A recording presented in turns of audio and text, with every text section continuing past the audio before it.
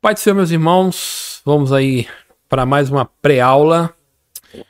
Hoje a lição de número 12 é o modelo de missões da igreja de Antioquia. Hoje tem se falado há algum tempo, as pessoas têm falado muito de modelo de missões ou para a evangelização.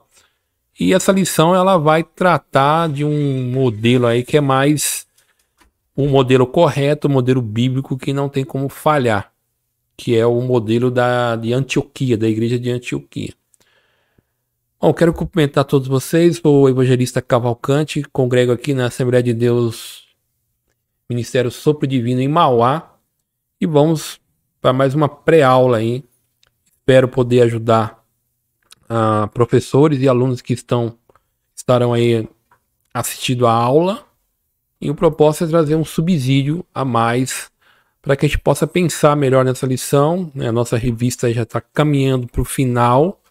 Nós já estamos aí com lição 12 e essa revista ela tem 14 lições. Então que a gente possamos fechar essa lição aí muito bem.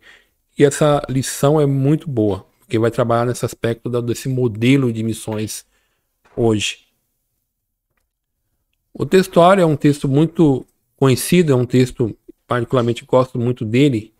Assim, e servindo eles ao Senhor e jejuando, disse o Espírito Santo: apartai-me a Barnabé e Saulo para a obra que aqui os tenho chamado, Atos 13:12. Então, aqui a gente vê o Espírito Santo atuando na chamada desses dois homens para uma obra que é o propósito de livro de Atos, né? O livro de Atos tem essa pegada onde mostra toda a ação do Espírito Santo na obra da evangelização mundial.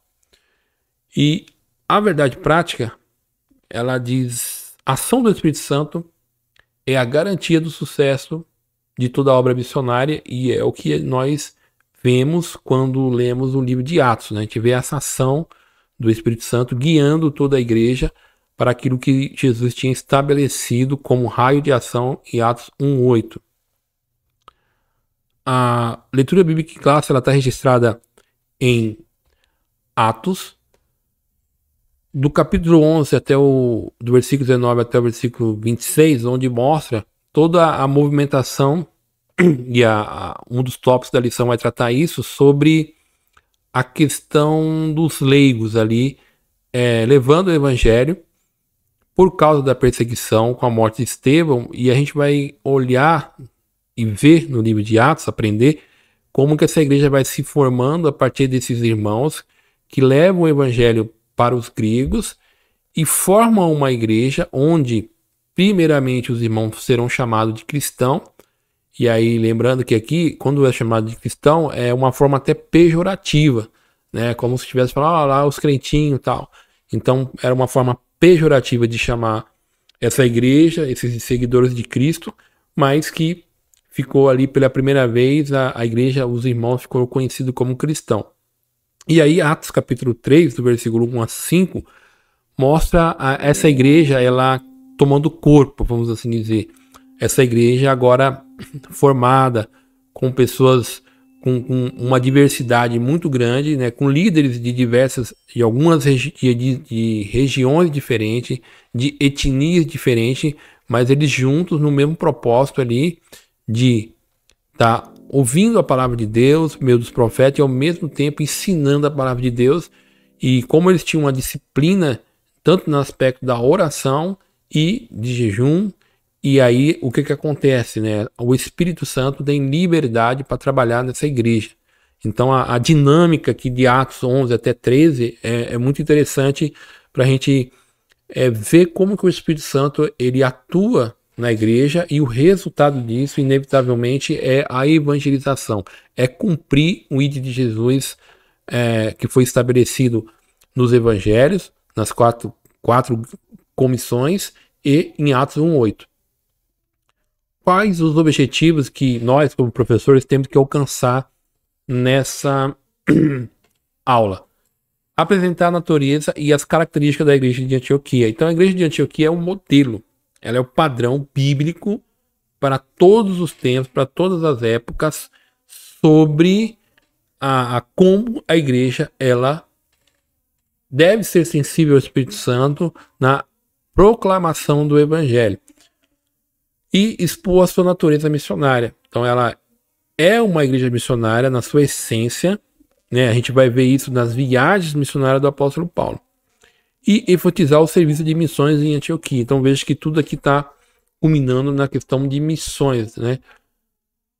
Introdução. O modelo de missões da primeira igreja formada por gentios é o objeto do nosso estudo nessa semana.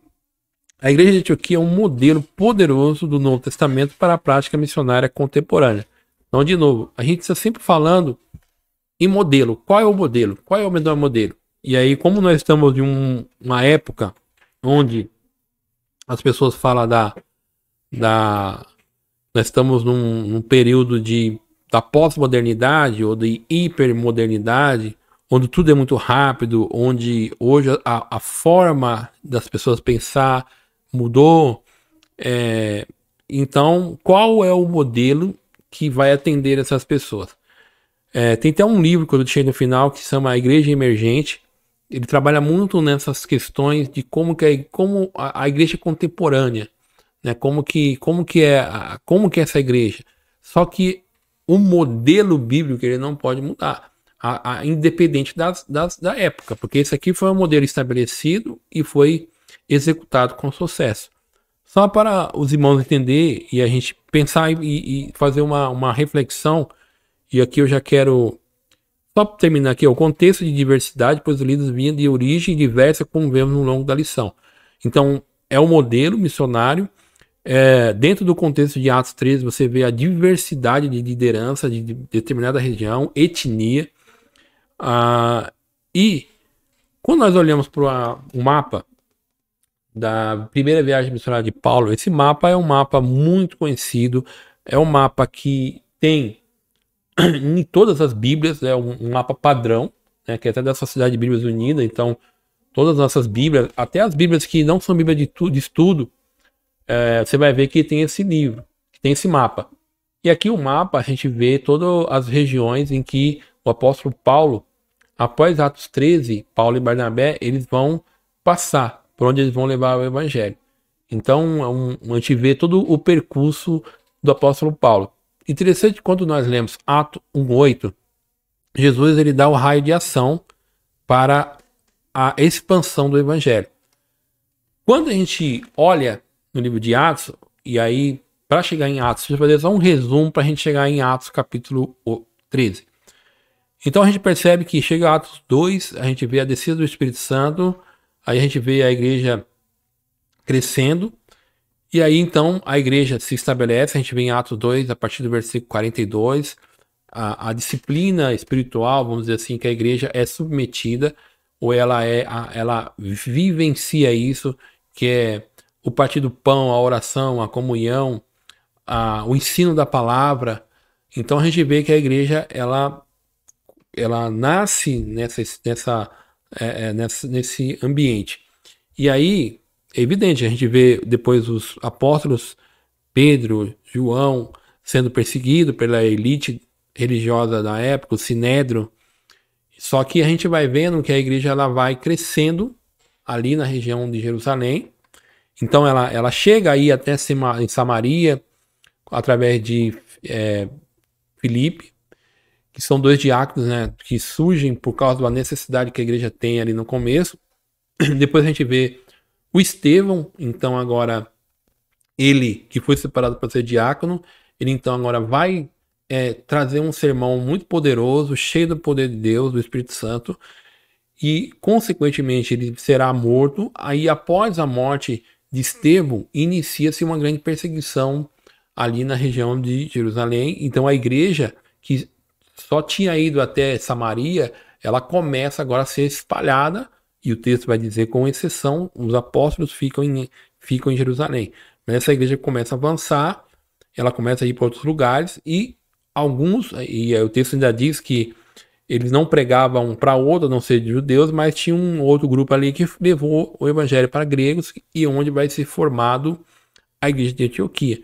Essa igreja é uma igreja que vai mostrar para a gente a obra missionária, usando um termo moderno, né, transcultural, vai começar a dar início através do envio do apóstolo Paulo e de Barnabé. E aí a gente vai vendo todo o raio de ação estabelecido em Atos 1:8, ele sendo alcançado. Quando Atos acaba, a gente vê que o apóstolo Paulo está preso, mas o texto diz que ele estava pregando o evangelho sem impedimento algum. Ele está em Roma. Então, dentro da ótica e o livro de Atos, né, se a gente fosse... O livro de Atos, ele não fecha, ele não termina com um ponto. Ele termina com 3 pontinhos, mostrando que a obra ela ainda iria acontecer, mas que aquilo que Jesus estabeleceu em Atos 1:8, ela foi alcançado com um sucesso. Então, o livro de Atos mostra o sucesso do evangelho no mundo antigo. Então, no mapa, a gente vê a primeira viagem, mas você vê a terceira missionária, você vê onde Paulo foi avançando cada vez mais dentro do mundo antigo conhecido.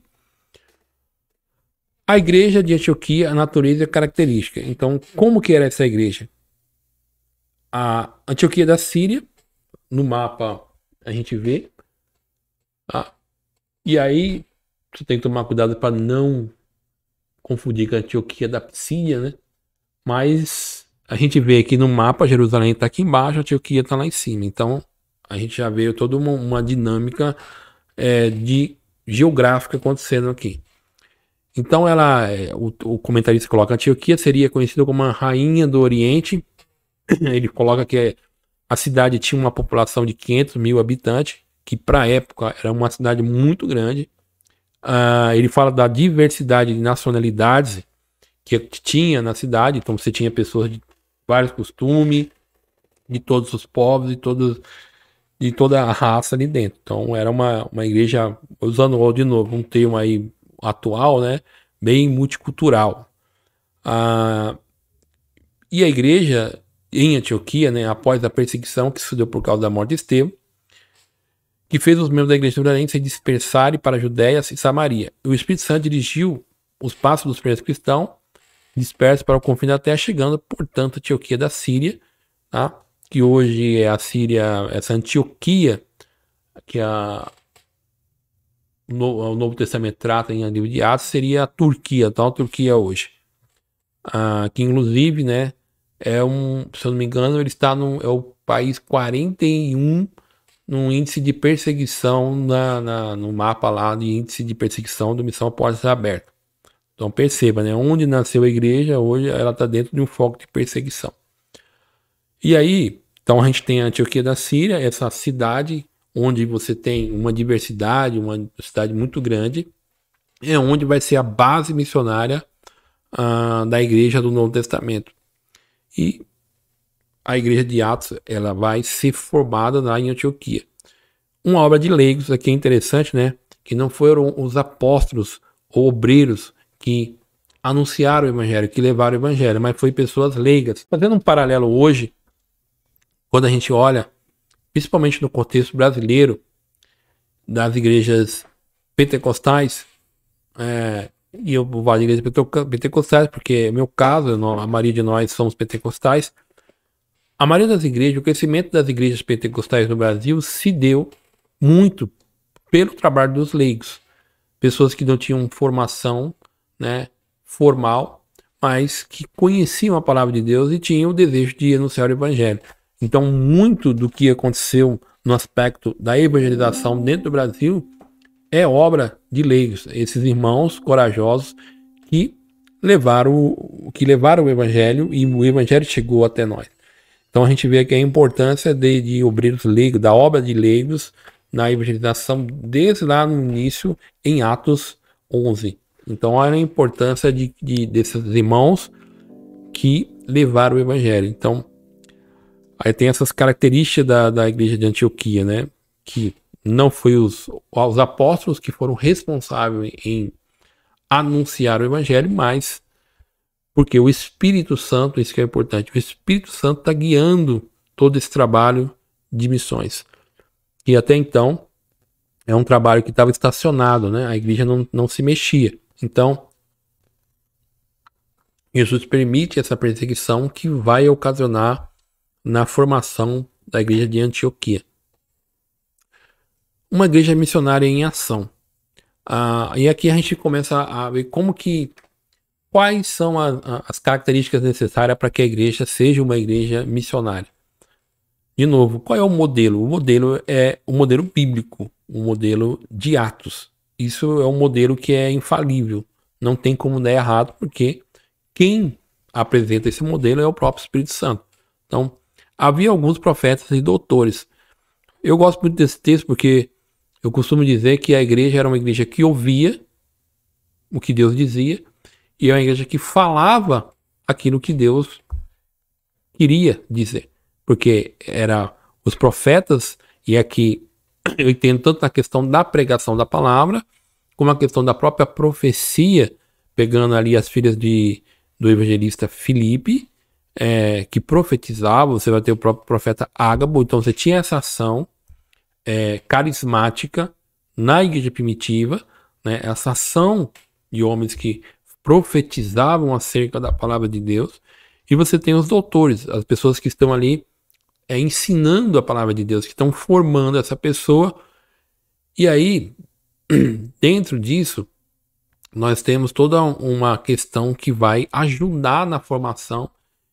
E uma coisa interessante aqui é a questão da espiritualidade. Isso também é importante a gente ressaltar, que esses irmãos eram pessoas que oravam, eram pessoas que, apesar de doutores, ou seja, conhecimento da palavra de Deus, você tem aqui Barnabé, você tem Paulo, que Barnabé vai chamar ele quando a igreja vai se formando. Então Barnabé vê uma necessidade de ter pessoas para ajudar no ensinamento da palavra, e ele vai buscar o apóstolo Paulo para essa função. Então imagina uma igreja que tem um apóstolo Paulo doutrinando, ensinando a igreja. Não é à toa que deu no que deu, né? É uma igreja que vai enviar o próprio apóstolo Paulo. Então, apesar de ser uma igreja que tem esses irmãos, né, com essa capacidade de ensinar, são pessoas que são cheias do Espírito Santo. E um outro ponto interessante aqui, que fala de uma liderança servidora. A liderança da igreja de Antioquia é constituída sem barreiras raciais ou espirituais. Eu tomaria cuidado com essa questão racial, né, porque para nós hoje tem uma questão relacionada à cor, tá? Mas, que, por exemplo, ele até coloca aqui: Barnabé, um consolador misericordioso; Simão, negro, africano; Lúcio, sirineu, africano; Manaé, irmão da criação do leite ou de leite de Herodes, o tetrarca, que matou João Batista; Saulo, um fariseu, um perseguidor, ex-perseguidor da igreja. Então você vê que era uma igreja que tinha pessoas de diferente modo de pensar. E aí, só um parênteses aqui rápido, né? A questão racial colocou, mas eu colocaria na questão étnica, né? Que é um grande problema da igreja primitiva, vai se tornar um problema da igreja primitiva, é a questão étnica, que é a questão de judeus e gentios em relação à questão da observância da lei. Se os gentios podiam ou não observar. Então a gente vai ter um grupo chamado de judaizantes, que eles até aceitam Jesus, a obra salvífica de Jesus, mas que tem que observar algumas coisas relacionadas à lei de Moisés. Então a gente vai ter essa barreira, tá, na igreja, principalmente nas cartas. Mas aqui, na igreja de Antioquia, nós não vemos essa barreira sendo um problema para o estabelecimento e o bom andamento dessa igreja. De novo, por quê? Porque essa igreja é um modelo, era o padrão nosso como igreja referência, tanto no aspecto de uma igreja sadia, como que uma liderança deve conviver, e na questão de como que a gente vai enviar. E aí, de novo, voltando no tópico primeiro lá, onde falou da questão geográfica de Antioquia, que a gente viu que é uma cidade que tinha 500 mil pessoas, moradores, habitantes, e que tinha pessoas de várias esferas culturais, e isso traz uma diversidade para a igreja. Essa diversidade, ela não vai causar problema para a igreja.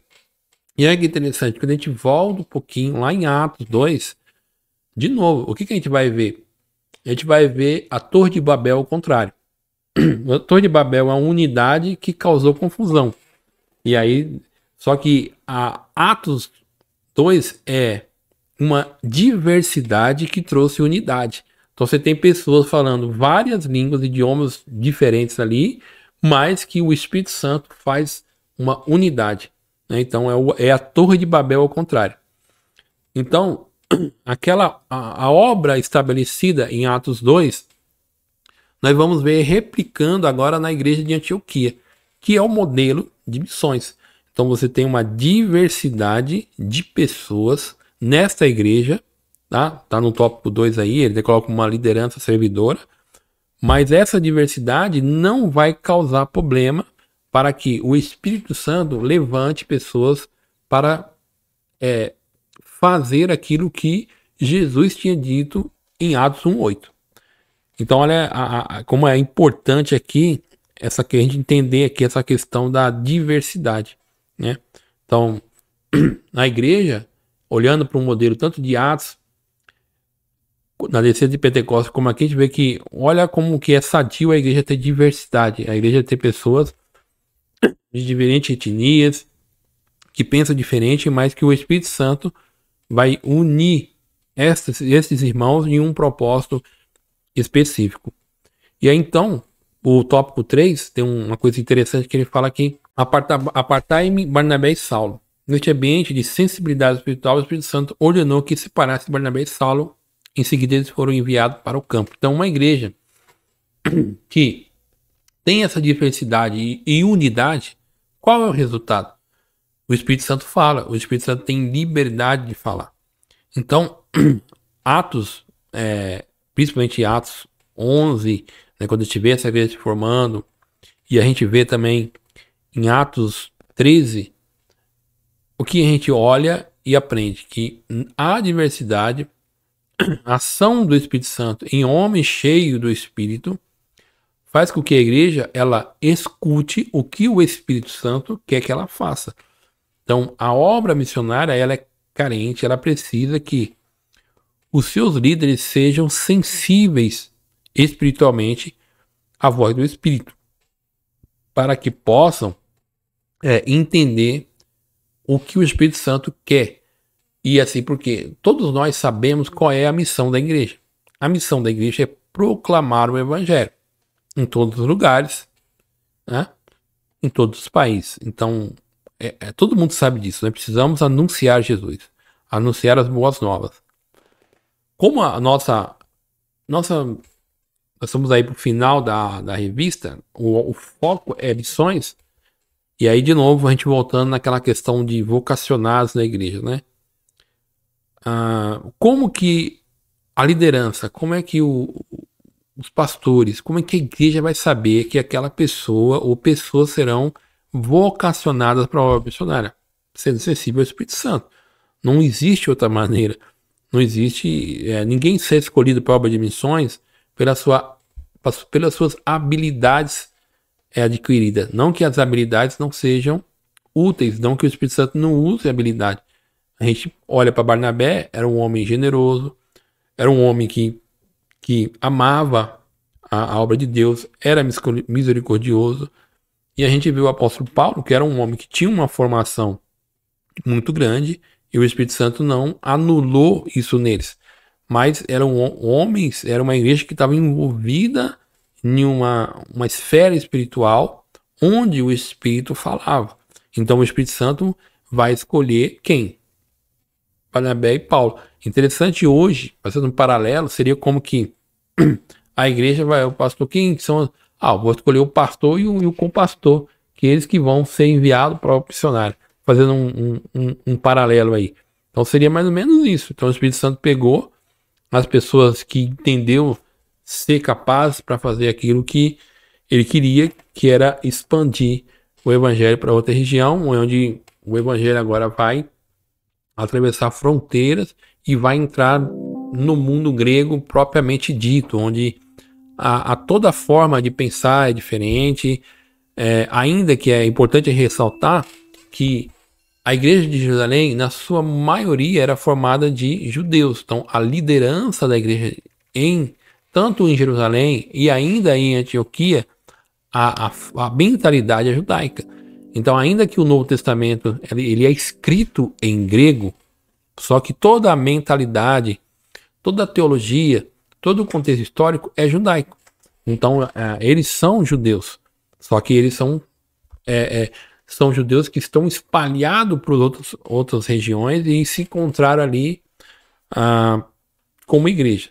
Então, olha a questão aqui da igreja, uma igreja missionária em ação, e toda essa diversidade que nós temos aqui, e como isso é importante na questão do envio. O serviço de missões, né? Propriamente dito, trabalho de missões. Então, o início de missões. A narrativa de Lucas, que denominamos de primeira viagem missionária de Paulo, começa em Antioquia com a escolha de Barnabé e Paulo pelo Espírito Santo para uma obra especial. Então, o Espírito Santo ele tem uma missão, para que aquilo que Jesus estabeleceu em Atos 1:8 precisa ser colocado em prática, ela precisa se cumprir, ou seja, o evangelho tinha que ser levado para outras regiões. Então, o Espírito Santo agora, ele levanta Paulo, Barnabé e João Marcos, né? João Marcos vai, mas depois ele retorna, né?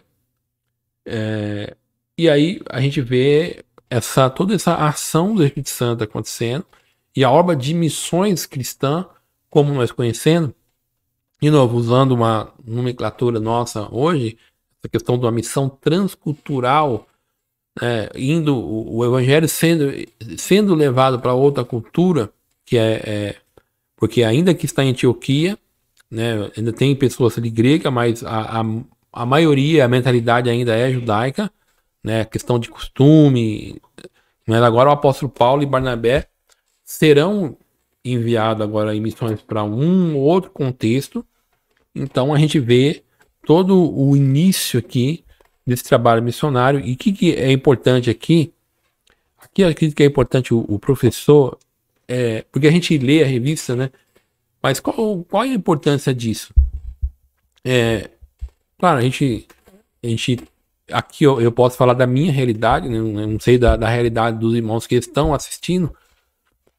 A gente tem uma jovem que está sendo preparada para a tradução da Bíblia, e tem toda essa questão do preparo, tem toda essa questão do envio. Né? Então, é claro que existe toda a preocupação de saber para onde será enviado, como que o Espírito Santo vai guiar, tá? Como que isso vai acontecer. Então, olhar como que o Espírito Santo atuou na igreja primitiva, que é um modelo para nós hoje de missões, é importante. Até para a gente saber quais os passos que devem ser tomados. E aí o sucesso ele é garantido. O sucesso de o evangelho ser proclamado. Então a gente vê que o Espírito Santo separa os dois para uma obra muito especial, que é o início das missões cristãs. O roteiro de viagem e atividades missionárias. Então a gente vai ver em Atos, né, no capítulo 13 e 14, todo essa ação, todos esses lugares geográficos onde o apóstolo Paulo vai passar, e encontramos diversas localidades onde a atividade dele foi desenvolvida. Aí a gente vê Chipre, né, o primeiro lugar que eles chegam, depois ele vai para Antioquia da Psídia, Incônio, Listra, Derbe, e missões em lugares antigos, novos, regresso a Antioquia da Síria. Então você vê que o apóstolo Paulo sai de um roteiro com Barnabé, ele faz uma viagem em vários outros lugares, e interessante a gente ver isso aqui, como que... Isso aqui é importante, principalmente na questão da estratégia de missões. Tá? Então, tem... Até no tópico 3, ele cita essa questão da estratégia de como que se vai plantar a igreja. Como que a gente vai chegar em um país onde, vamos pegar o contexto do apóstolo Paulo. O apóstolo Paulo, ele tinha como estratégia de missões sempre ir em uma sinagoga. Então a sinagoga ela é fruto do exílio babilônio e da diáspora dos judeus após o cativeiro babilônico. Então muitos judeus se estabeleceram em várias localidades do mundo depois do Império Romano e eles construíram sinagogas em várias localidades onde eles se estabeleceram. Então essas sinagogas era o ponto de contato onde o apóstolo Paulo com Barnabé, eles anunciavam primeiramente o evangelho.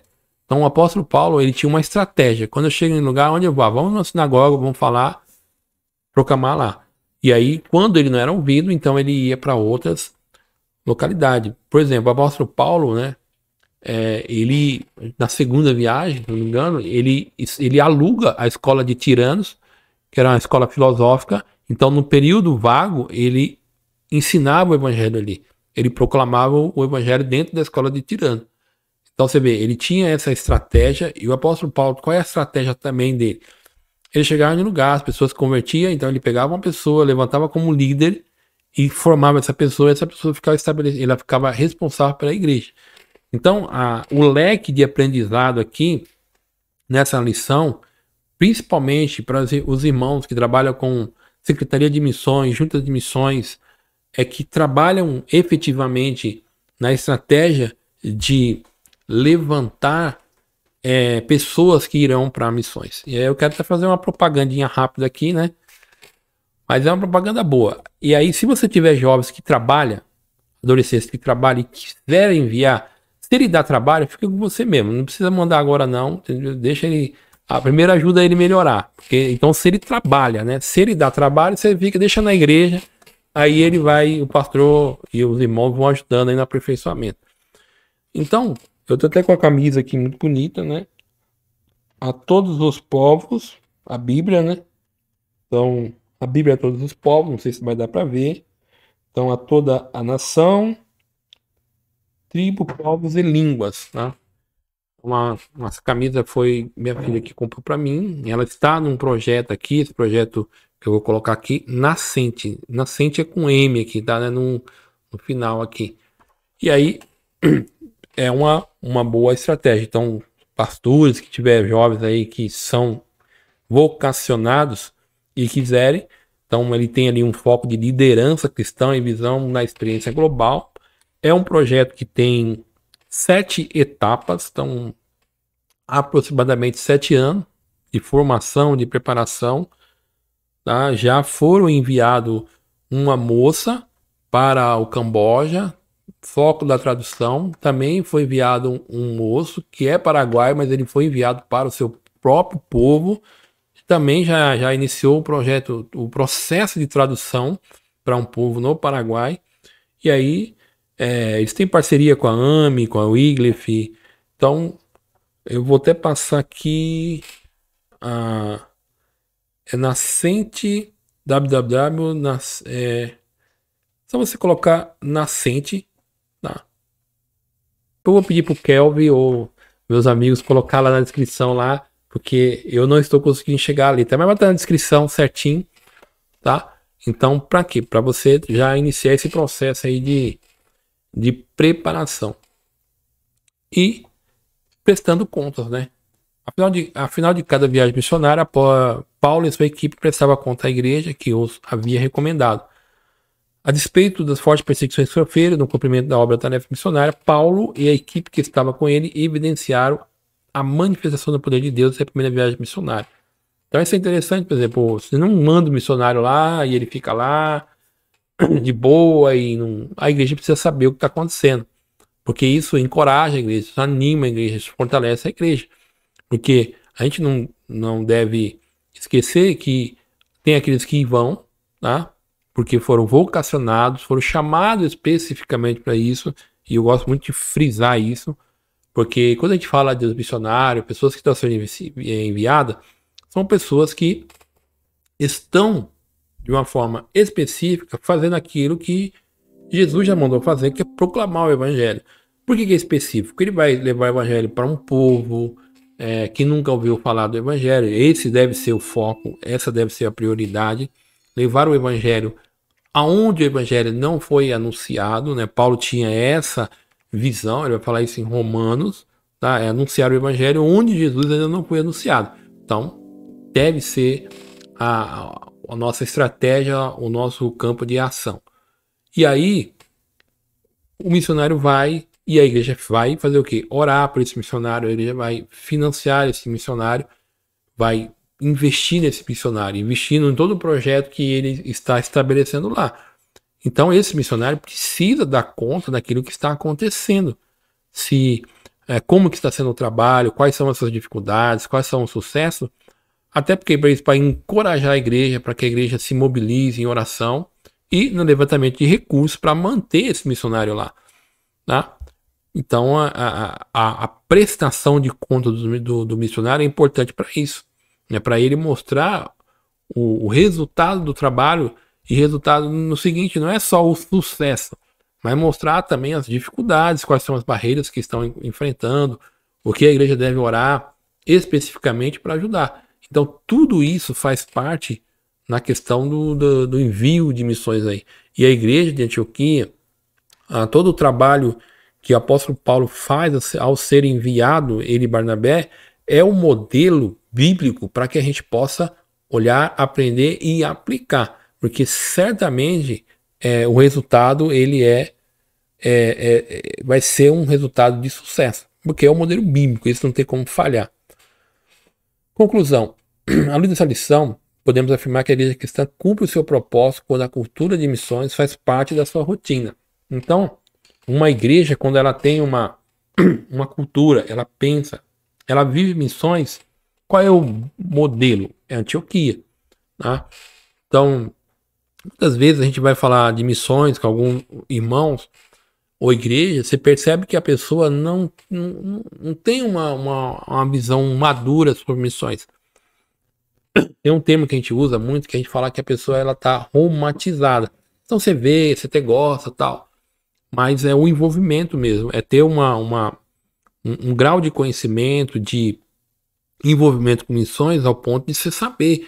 De saber, por exemplo, a gente estudou aqui algumas lições atrás, Janela 1040, quais são as suas dificuldades, quais são as barreiras, a questão de perseguição, por que a igreja é perseguida, se eu for enviar um missionário, como é que eu começo, como é que eu vou enviar um missionário, como é que vê uma pessoa se é vocacionada ou não. Eu aprendi uma coisa, irmão, a melhor pessoa para ver se uma pessoa é vocacionada é o pastor, e quem vai autenticar, quem vai referenciar, quem vai dar como certo que essa pessoa é a própria igreja reconhece o chamado da pessoa. Outra coisa, uma pessoa que é chamada, que é vocacionada, ela começa a dar fruto na sua própria igreja. Então, não existe, às vezes a gente fala uma coisa que a gente tem que corrigir isso, e não é a primeira vez que eu falo isso. Não existe esse negócio de que a gente tem que fazer primeiro aqui e depois lá. Não, se o missionário, aquela pessoa que vai ser enviada, ele tem que dar resultado na sua igreja local. O trabalho dele tem que ser reconhecido pela igreja. A igreja vai ver que ele é uma pessoa que ama evangelização, é uma pessoa que ama os perdidos, é uma pessoa que tem um trabalho que dá fruto em meio àquelas pessoas que ela está levando o evangelho. Então a igreja vai ver isso. Porque a própria lição que nós estamos estudando hoje, ela mostra isso. Ela mostra um grupo de pessoas, profetas e doutores, que estavam trabalhando na igreja de Antioquia, por causa, olha que interessante, de um trabalho dos leigos, de levar o evangelho aos gregos, mas a igreja precisava se formar, ela precisava tomar corpo. E quais são as pessoas que estão lá? Paulo, Barnabé, vai dar o nome dos outros irmãos. Esses irmãos estão frutificando na igreja de Antioquia. E esses irmãos, dentro de um ambiente de oração, de jejum, o que Deus vai fazer por meio do Espírito? Vai separar essa pessoa. Ou seja, essa pessoa está dando resultado na igreja local. Logo, o Espírito vai separar essa pessoa e toda a igreja vai ver que esses irmãos são vocacionados. Então a gente tem que entender isso, porque senão a gente fica, não, tem que fazer primeiro aqui, ou a gente fica olhando e fazendo comparação, que não é uma comparação sábia. Ah, aqui a gente tem prioridade, ou a gente tem necessidade, e lá não tem. Irmão, as necessidades tem em qualquer lugar. Nós temos necessidade de missão transcultural dentro do Brasil. Nós temos necessidade de evangelização dentro do Brasil. Nós temos necessidade na África, nós temos necessidade hoje até na Europa. A Europa se tornou um continente pós-cristão. Então ela precisa ser evangelizada. Então você tem os Estados Unidos, lugares também. Então a gente tem vários lugares no mundo, na Ásia, então a gente tem as necessidades. Agora, quem vai determinar para onde vai a pessoa, aquela pessoa que foi chamada, que foi vocacionada, é o Espírito Santo. Acho que a lição de hoje tem nos mostrado que o Espírito Santo é ele que chama as pessoas, é ele que separa as pessoas e é ele que envia as pessoas. E o Espírito Santo vai dizer qual é o melhor lugar, qual é o lugar que essa pessoa tem que ir. Então a gente não pode perder essa referência. E aqui eu tenho repetido os outros 2 livros aqui, que é essa perspectiva, né, do movimento cristão. Um livro muito bom, que fala sobre a questão, fala sobre as características, a perspectiva bíblica, histórica, cultural e estratégica. Tem a Teologia Bíblica de Missões, que é um livro muito bom, do George Peter. É um livro excepcional para você entender como é que é. Tudo isso que eu estou falando para vocês aqui, da teologia de missões, ele aborda essa questão do apóstolo Paulo, lá em Antioquia, como o Espírito Santo trabalhou, essa questão da estratégia bíblica de missões. E a igreja emergente, ele fala assim, o cristianismo nova safra para as novas gerações, então ele olha muito para essa nova geração que está vindo hoje, essa igreja contemporânea. Como que você leva o evangelho sem mudar a essência do evangelho? Então, igrejas que são diferente no seu formato das igrejas tradicionais, como é que você prega o evangelho para um público específico sem perder a essência do evangelho? Então ele vai trabalhar muito, né, o Dan Kimball, até um dos que escreve o prefácio é o Luiz Saião. É um livro muito bom que ajuda a gente a entender essa questão aí contemporânea, tá? Então eu quero agradecer a todos os irmãos e irmãs, todos aqueles que estão assistindo. Se você gostou, né, quiser compartilhar, fazer o seu comentário, fazer a sua pergunta, tá? Porque geralmente quando você vai pergunta, tem um irmão que vai lá, ele vê a pergunta, ele manda pra gente, a gente vai lá e responde, tá? Curte, se inscreve lá no canal se você ainda não é inscrito.